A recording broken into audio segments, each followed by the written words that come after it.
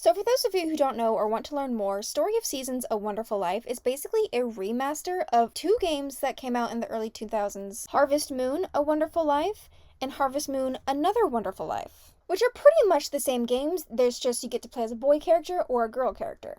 The remastered version basically takes both those games and combine them because you get to pick if you want to be a boy, girl, or non-binary character. There's a few other elements to this game that are slightly different from the originals, and I'll try to touch on some of those in this video. Why they changed the name from Harvest Moon to Story of Seasons is because of a bunch of corporate legal stuff that we're not going to talk about.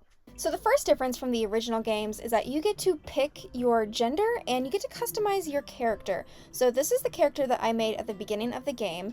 You are prompted to pick your eye color, eye shape, and skin color at the beginning of the game, and you cannot change those later, but you can change your hairstyle and your hair color. There's not a whole lot of hairstyles to choose from, but there's enough to cover every gender and skin tone, so I think that's pretty cool. And then of course you have natural colors and more fun colors of hair to choose from. As well as some outfits to choose from. I only have one outfit, but apparently as I progress you can get more. So your house is basically the same as when you start out on the first one, it just looks a lot better.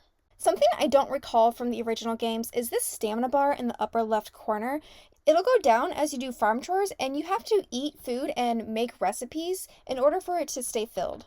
I played on GameCube originally, and I really don't remember that stamina bar being there, but in this game, I find it to be a fun little challenge. Moving on to the farm, you definitely get your dog that you get to choose at the beginning, and the layout is a little bit different. If I recall, the chicken coop is on the other side of this first field, but that's not a big deal. The gardening gameplay still seems to be pretty much the same.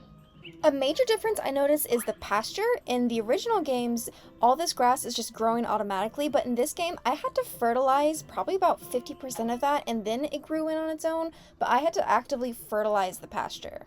Your barn is pretty much the same, and so are the animals, they just look a lot better. The horse is different in the sense that you get to pick the color of the horse. I chose black, but I could have also chosen brown or white, so that's something that's pretty cool in this game.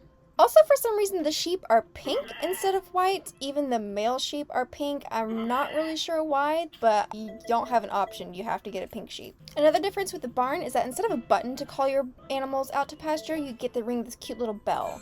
Also, the music is exactly the same, and that makes me so happy. Over here in the chicken coop, the chickens look a bit different. They're kind of just cute little blobs, which I don't mind the difference. I find it kind of cute, but your coop works exactly the same way as it did in the original games. So those are the similarities and differences that I've found on the farm.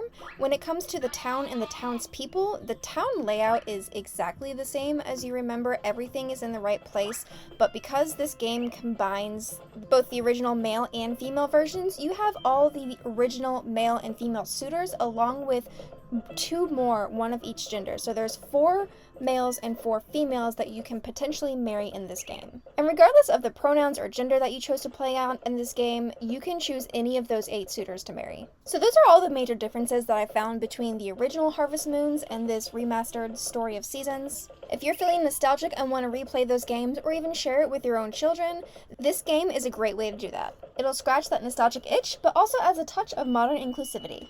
I have very much been enjoying the game and the updates made to it, and I hope you will too.